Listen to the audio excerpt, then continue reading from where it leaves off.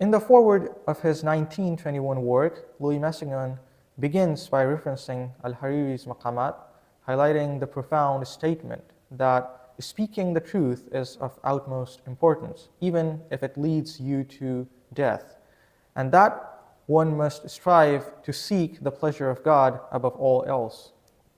This quotation, as cited by Massignon, is essential to understand his own philosophy of life, particularly his deep and enduring admiration for Mansur al-Hallaj. In the history of the Abbasid rulers of Baghdad, Hallaj was the victim of a significant political trial provoked by his public preaching. This trial brought into conflict all the Islamic forces of his time, Imamites and Sunnis, jurists and Sufis. The tragic clash concluded with the breakdown of the universal caliphate and the disintegration of Arab unity. The title, The Passion of Hallaj, that was originally translated from French, conveys more than a literary theme. It represents a legend of martyrdom enshrined in Islam with a feeling of holiness. Examining its historical origins reveals the kind of personality Hallaj possessed, and translating his work allows us to reconstruct his teachings on mystic love and true sacrifice. Hallaj lived during a unique period of Islam's flourishing in the 10th century, where Arab society centered in Baghdad. At the convergence of Aramaic and Greek cultures became the intellectual hub for the world. Arabic thought at that time had its true classical masters, such as Ibn Sina, Nizam, Jahiz, and Battani, and many more. For Massignon, among these intellectual giants, Hallaj emerged as one of the foremost mystic theologians, surpassing figures like Antaki and Muhasibi in depth and Ghazali in resolution. Hallaj understood the great value of aligning external acts with the intentions of the heart, a method grounded not only in Arabic grammar but also in the logic systematized by the Greeks.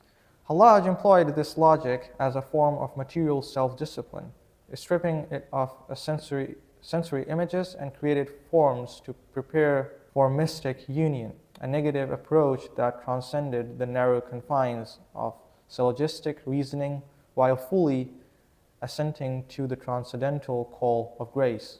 Hallaj's theology was not static, but rather an internalized experience of stripping away images, somewhat akin to Eckhart's approach that we find later in Christian history. It led him to argue rationally and to go beyond the dualistic ways that mystics of his time often confronted, that is, A is contrary to non-A, qadn to hads, employing a tritium chord, A becoming in potential haqiqah. Initially, Massignon identified this tri-phased mode of meditation with the Aristotelian syllogism in 3 parts in 1922 edition, later with the Gnostic triad of extremist Imamites. We are not sure from history, but iconography of Hallaj begins only in 1907, and the series of Hallaj miniatures by the celebrated Behzad was unfortunately disappeared. Nevertheless, Massignon explored 37 testimonial chains, and despite the official ban on copying or selling any of Hallaj's works, numerous fragmentary pieces of Hallaj, sometimes referred to as simply Hussein, had been preserved. These were safeguarded by the dextrographers of mysticism, with which guarantees their semantic value, 350 maxims from Khurasan in the collection of Sulami, and in Faris, the collection of Balqi. We also possess 6 letters written with great personal sincerity, including 1 to Shakir and 2 to Ibn Atta, 2 of his friends who later gave their life for him. The trial also produced false letters, not preserved and denied by Hallaj. Additionally, we have 69 public discourses comprising the Akhbar al-Hallaj, whose semantic value, undeniably personal sincerity and objective accuracy, supported by the charismas mentioned, was examined in detail by Massignon in his work. Section 3 offers an exhaustive study of the Hallajian bibliography, comprising more than 1,415 works by 953 authors. This section includes a foreword that extracts significant details and carefully considers evaluations from their enormous mine of information. It is followed by the graphic enumerations of 37 basic testimonial chains, asnad, constituting the hadith, the Halajian Islamic tradition. These 37 continuous chains trace back to 15 of the 117 contemporaries who directly witnessed Hallaj's life and sayings, 91 favorable, including 2 women, 26 hostile. This proportion is remarkably high for someone officially prohibited. For context, Sheikh Daba noted in 1945 that the 15 earliest witnesses of the Quranic recitation, 2 of whom were women, as noted by Jeffrey in Materials of the Study of Quran, were known through 160 continuous Uthmanian chains. This proportion is much weaker than the Sahaba Halajiyya, equating to barely 1 in 1,000 instead of 1 in 10. Now, to break this down, as many might not know the way this works, this is basically to understand the proportion. So 15 is the number of key direct witnesses to al-Hallaj's life and teachings. These include contemporaries who had first-hand interactions with him. 37 is represented the testimonial chains, or athnad, which are continuous chains of transmission preserving the accounts of the 15 witnesses. Each chain links back to one or more of the original 15 witnesses. 117 is the total number of individuals involved across all the chains, including secondary or later transmitters who carried the accounts forward. This proportion shows a robust and reliable transmission. For every 15 direct witnesses, there are 37 continuous testimonial chains and a total 117 individuals preserving the tradition. It is compared with the Quranic witnesses, that is 15, the number of earliest witnesses to the recitation of the Quran, including 2 women, 1,060, the number of continuous transmission chains preserving the accounts of the 15 early witnesses, and 12,314, the total number of individuals involved in these chains extending across generations. While there is a large number of chains, 1,060, and individuals, that is 12,314, the proportion of direct witnesses, that is 15, to the total transmission network is comparatively much smaller. Each direct witness contributes to a vast web of chains, but represents a lower density of direct attestations. Now, if we talk about Hallaj witnesses, for every direct witness, approximately 10 individuals are part of the overall transmission network. This indicates a relatively high concentration of testimony per witness, meaning that Hallaj's life and teachings were preserved with close attention by a smaller, tightly connected network of transmitters. The Quranic witnesses, that is, for every direct witness, there are about 1,000 individuals in the transmission network. This reflects a much broader but more diffused tradition, with each witness contributing to a vast chain of transmission. The higher the density of the Sahaba Halajiyya transmission network suggests that al-Hallaj's life and teachings were preserved with exceptional care and focus, despite his being officially prescribed. This is remarkable because Hallaj was condemned, his teachings and memory was suppressed by political and religious authorities from 1922 to 1253, yet his followers managed to preserve his legacy through a tight-knit transmission network. Now, comparing with the Quran's transmission network was widespread and institutionalized, resulting in a much larger, more diffused network. In contrast, the preservation of Hallaj's tradition relied on a smaller, more devoted group of his followers. The proportion reflects the intensity and closeness of Hallaj's transmission network, showing how a relative small group of dedicated followers ensured his teachings survived despite suppression. In contrast, the proportion of the Quranic recitation emphasizes its broader diffusion, driven by institutional efforts to standardize and preserve the scripture. This comparison highlights the resilience of Hallaj's followers and the uniqueness of his legacy in Islamic history. Now moving forward, among the Orientalist and philosopher friends who graciously assisted Massignon in his research on Hallaj, as mentioned by him from 1907 to 1922, was Goldziher. Within Islam itself, after 1922, Massignon writes that I found true understanding of Hallaj ideas in Muhammad Iqbal. Hallaj used to teach that with one saint, God purifies 70,000 just men every minute.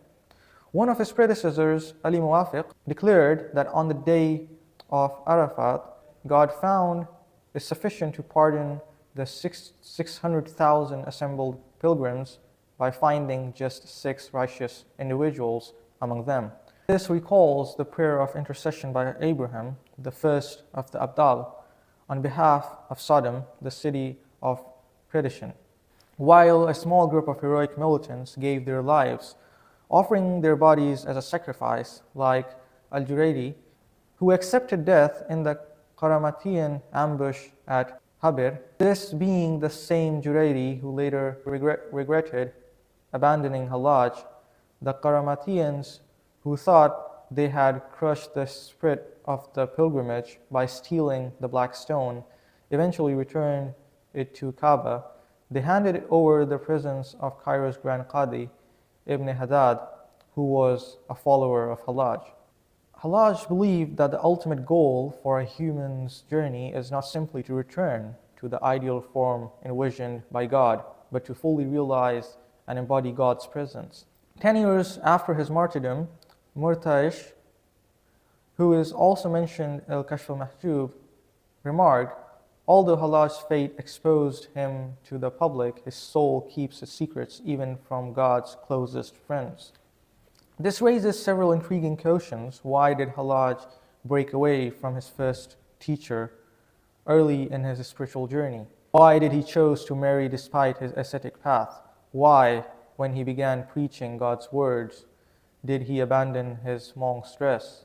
And why did this mystic, out of the state of ecstasy, boldly and outrageously claim oneness with God? A statement so provocative that even Ghazali considered it acceptable only when spoken by the Messiah or as a purely theopedic expression.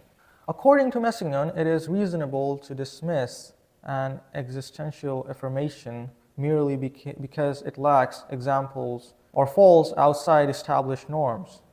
We have moved away from the logical interpretation of history characterized by the pre-existence of ideas, as in Plato, or their evolution, as that we find in Hegel.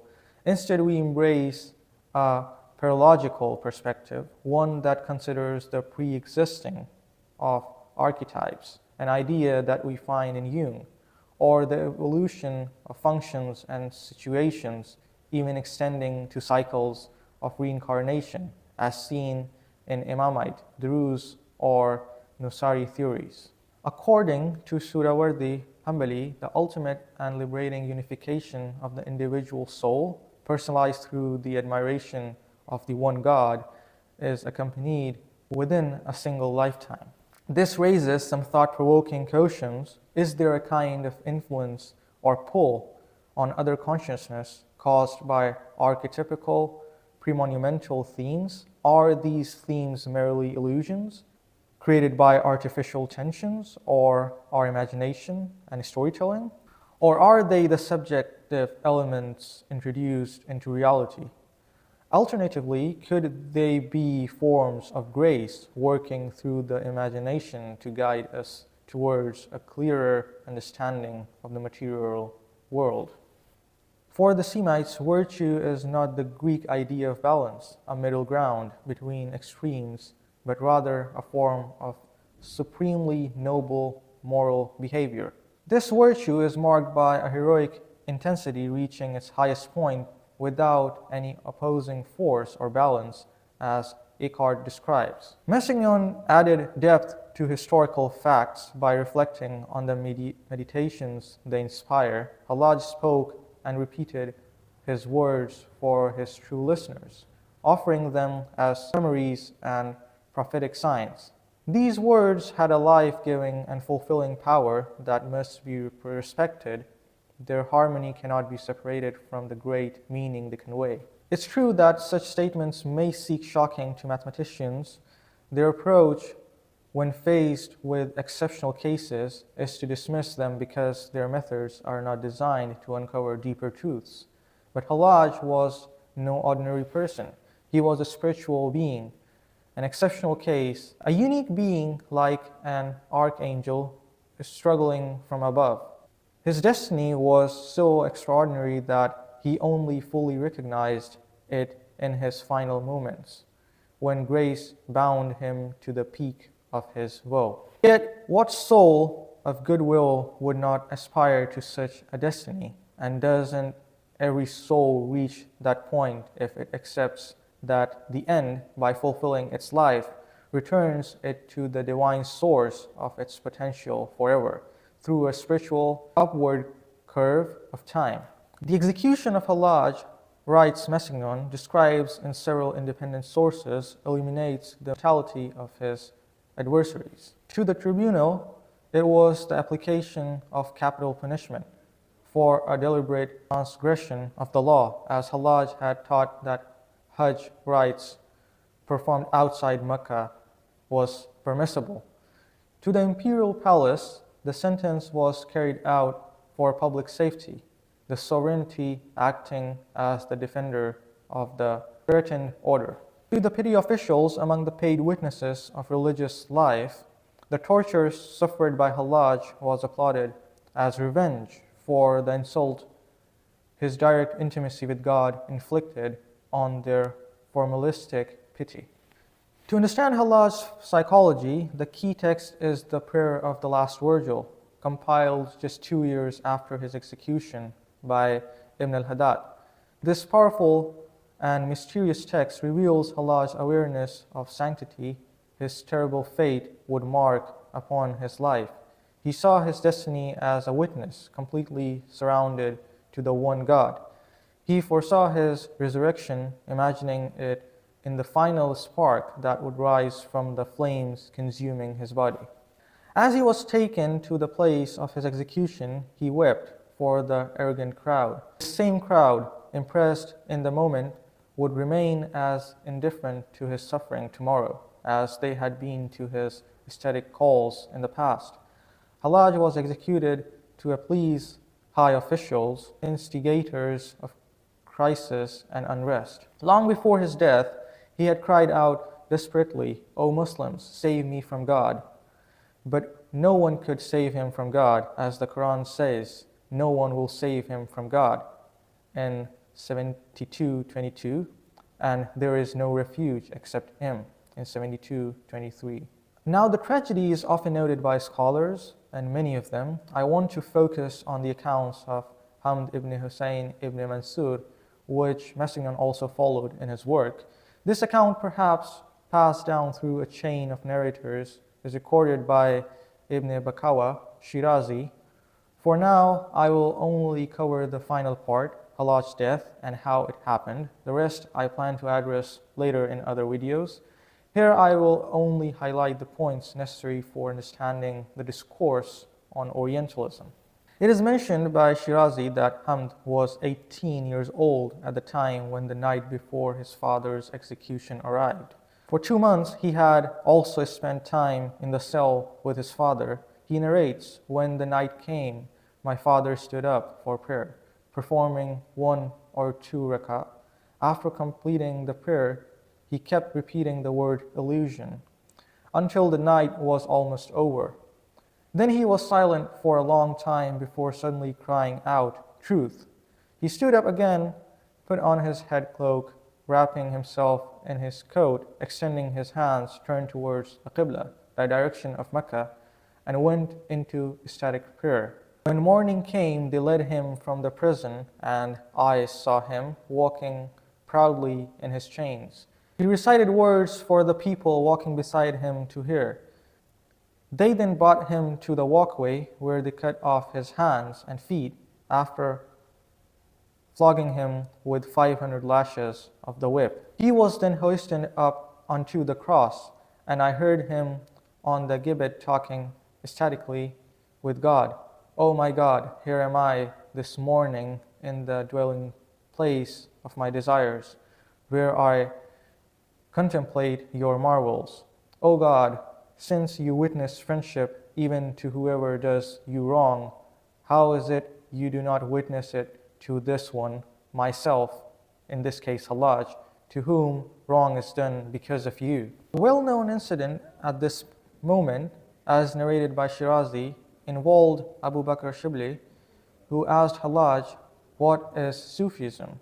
Hallaj answered, "The lowest degree one needs for attaining it is the one that you behold." Shibli asked again, "What is the highest degree?" Hallaj replied, "It is out of reach for you, but tomorrow you will see. It is part of the divine mystery that I have seen it, and it remains hidden to you." The next day, Hallaj recited this verse, "Those who do not believe in the final hour call for its coming, but those who believe in it await it with loving shyness, knowing that this will be the coming of God." These were the final words. His head was then cut off, and his body was rolled up in the straw mat, doused with fuel, and burned. Hamd ibn Hussein ibn Mansur, who narrates that Ahmed ibn Fatih Baghdadi, a disciple of his father, reported to him 3 days after Hallaj's death, "I saw the Lord of Glory in a dream, as if I were standing right before him. I asked him, 'Lord, what did al-Mansur do to you?' God told me, 'I revealed to Hallaj one of the divine attributes, but he adapted it to himself, preaching for his own esteem. Thus I inflicted him with the punishment that you have seen." The ideas led to Hallaj's tragic death included his controversial interpretation. Hallaj suggests that Hajj could be understood metaphorically, emphasizing an inner journey rather than strictly adhering to the physical rituals. While this interpretation resonates with some as a profound metaphorical concept, it was deeply problematic for many in his community. However, before criticizing Hallaj, it is essential to first understand his ideas in their eternity. Ultimately, the journey towards God is deeply personal, an intimate path that each individual travels. Only they truly know what they experience. Such was the story of Hallaj, a profound figure whose life inspired Louis Massignon and many other great thinkers in shaping their ideas. What's fascinating is that Hallaj's legacy has attracted the attention of both Muslims and non-Muslims alike. The key takeaway from Hallaj's life is how one man forged his own spiritual path while embodying the essence of God's presence. Massignon's deep interest in Hallaj stemmed from his perception of Hallaj's freedom and his relentless attempt to feel the essence of God within himself. Edward Said also highlighted this idea in his work, acknowledging for Massignon, Hallaj was not merely someone who submitted to God, but someone who sought to make God as inseparable part of his very being. This philosophy, later echoed in the works of Ibn al-Arabi and other Sufi mystics, saw its earliest and boldest expression in Hallaj. He dared to view himself as inseparable from God, a notion that made him a revered figure for some and a heretic for others. Hallaj's journey began with promise and ended with a tragic death. Despite this, scholars like Ibn Khafif declared Hallaj's innocence, recognizing his sincerity and his spiritual depth. But when political structures intervene, the truth became complicated. What is deemed right or wrong often depends on who is in the power. To some, Hallaj was a false prophet. To others, he was the highest of all mankind. It's also worth noting that Massignon did not only admire Hallaj as a spiritual figure, he also recognized him as a man of intellect and reason, someone who explored philosophical ideas and offered profound interpretation of the Quran. Massignon's scholarly depth is evident in his ability to delve into Sufi terminologies and compile works central to the study of Sufism and the Orient. For Massignon, Hallaj was a central figure, not just an individual who lived his own life, but as someone who demonstrated how a deep passion for God could lead to public condemnation, yet elevate one's spiritual status. Hallaj's death has ever been linked to the crucifixion of Christ, not merely in its physical aspect, but as an act of enlightenment and transcendence, a profound way of perceiving the world and God. Edward Said, in his writings on Massignon, offers intriguing perspectives on this relationship. In the next video, which will be the third part of this series on Hallaj, I will explore Edward Said's arguments regarding Massignon and his love for Hallaj. Said's portrayal of Massignon, while fascinating, contains elements that are both misleading and insightful. Starting with Massignon's perspectives in the earlier videos and now delving into Hallaj's philosophy, we will turn to Said's critique to complete this discussion. Thank you so much for watching, and I wish you all a wonderful day. I deeply appreciate for comments and engagement, and I look forward to seeing you all in the next video.